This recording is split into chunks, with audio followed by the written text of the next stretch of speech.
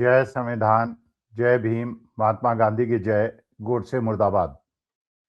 हमारे मर्यादा पुरुषोत्तम भगवान श्री राम, जो हम सबके आराध्य हैं, सनातनियों के आराध्य हैं और जो मर्यादा पुरुषोत्तम हैं, जिन्होंने हमारे समाज को सिखाया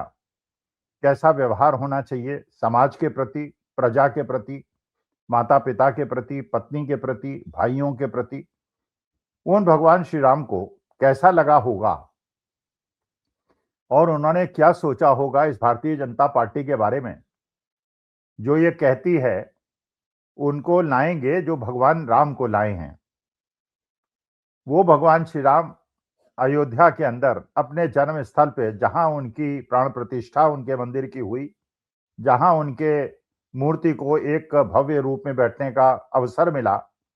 वो मर्यादा पुरुषोत्तम श्री राम क्या सोच रहे होंगे जब उनके यहां ऐसे ऐसे नराधम, ऐसे ऐसे पतित लोग जो वर्षों जेल में रहे और किस आरोप में रहे ये सब आप अवगत हैं। रेप के आरोप में रहे, बच्चियों के रेप के आरोप में रहे, मर्डर्स के आरोप में रहे। और ऐसे लोग जब भगवान श्री राम के मंदिर में वीआईपी बन के दर्शन करते हैं और जिला प्रशासन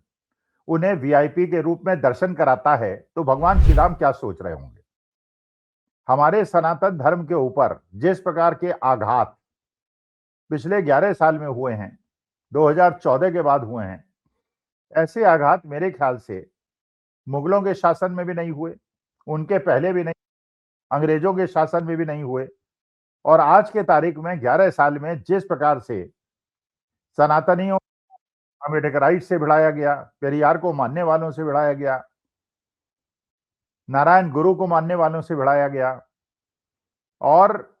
आरएसएस द्वारा प्रतिस्थापित जिस व्यवस्था और जिस सिद्धांतों के तहत इसको चलाने का प्रयास हुआ, वहां पे ये कम से कम अपेक्षा नहीं थी कि भगवान श्री राम के जो मर्यादा पुरुषोत्तम हैं, उनके मंदिर के दर्शन के लिए आसाराम बापू जी जैसे लोग जो वर्षों तक जेल में रहे, उनको वहां दर्शन, वीआईपी दर्शन कराए जाएंगे। एक तरफ हमारे देश के एक बहुत बड़े वैज्ञानिक, जिन्होंने देश के सैनिकों के लिए ऐसी व्यवस्था बनाई थी जहां -20 डिग्री में भी ठंड ना लगे,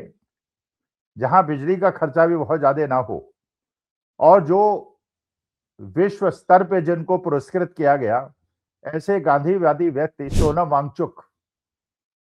जो लद्दाख लेह से पैदल चल के दिल्ली आते हैं और गांधीवादी व्यवस्था में अपना विश्वास व्यक्त करते हैं, उनको जोधपुर की जेल में 6 महीने तक जेल में रखा जाता है।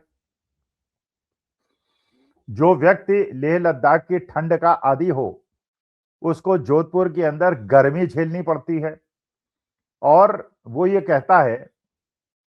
कि लेह लद्दाख में मुझे इतनी ठंड नहीं लगी जो मुझे जोधपुर के अंदर जेल में लगी, क्योंकि जोधपुर के अंदर उनको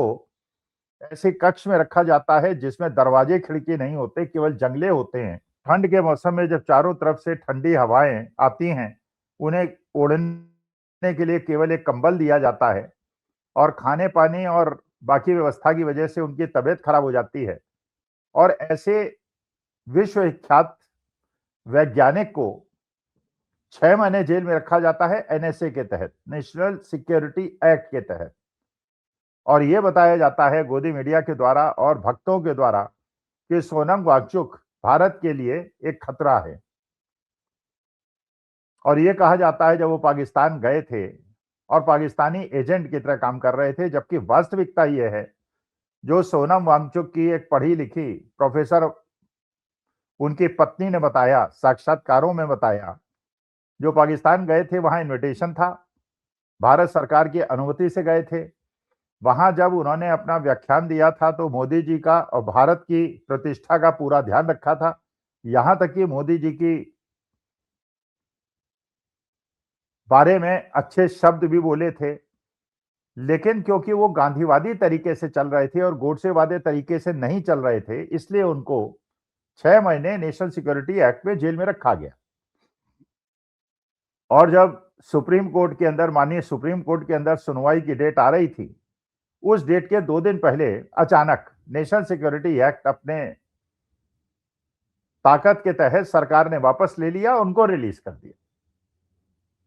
मतलब किसी भी व्यक्ति पे एनएसए लगा दीजिए, किसी भी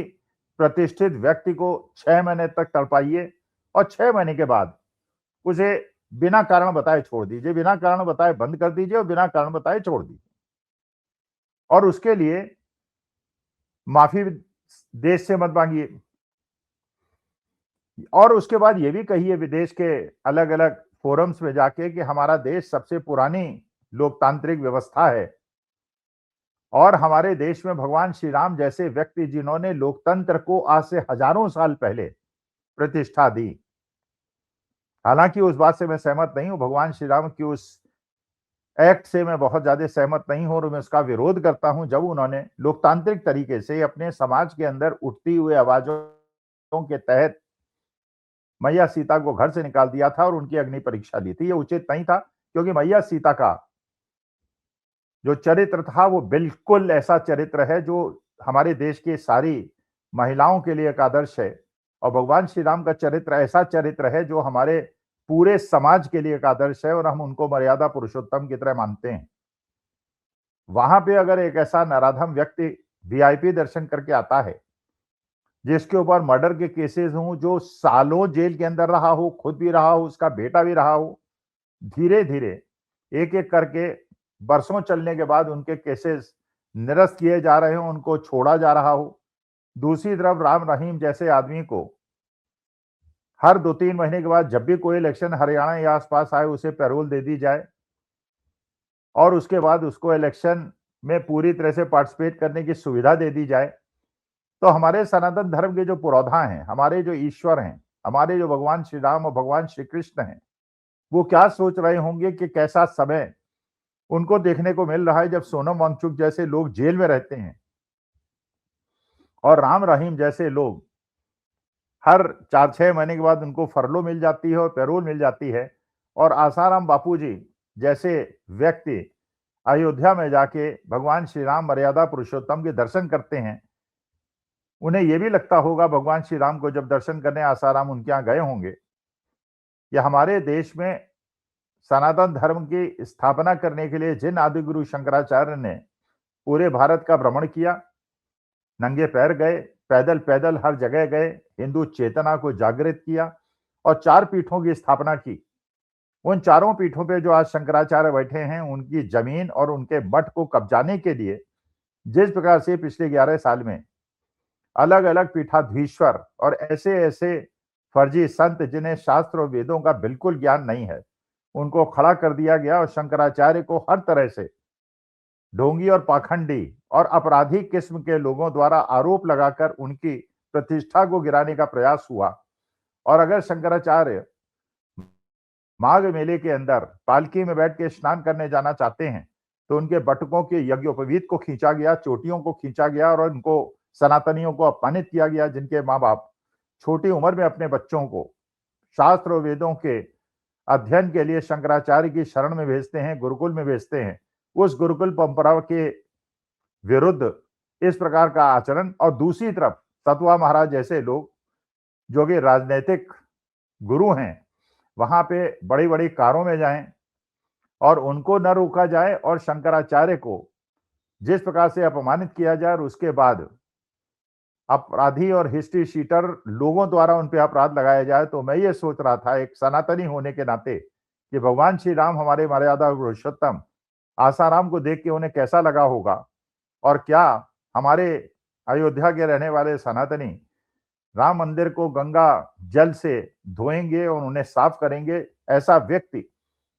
जो वहां पे हिस्ट्री शीटर हो और जेल के अंदर रहा हो, वो वीआईपी की तरह दर्शन करे और दूसरी तरफ जब अखिलेश यादव मुख्यमंत्री पद छोड़ें तो उनके निवास स्थान को गंगा जल से स्नान इसलिए कराया जाए कि वो ओबीसी जाति के थे, पीडीए के थे। तो मुझे ये जानना है उन सनातन धर्म के पुरोधाओं से और ज्ञानियों से कि हमारे मर्यादा पुरुषोत्तम श्री राम इन घटनाओं से क्या सोचते होंगे। लेकिन मैं विचलित हूं, एक सनातनी के रूप में विचलित हूं। जो शंकराचार्य के साथ हो रहा है वो भी, उससे भी विचलित हूं आसाराम जैसे लोग वीआईपी दर्शन कर रहे हैं उससे भी विचलित हूं, और अखिलेश यादव के निवास स्थान को जब गंगा जल से स्नान कराया गया था मैं उससे भी विचलित हूं। लेकिन आप लोग क्या सोचते हैं ये तो आप ही बताएंगे। नमस्कार, धन्यवाद और प्रणाम।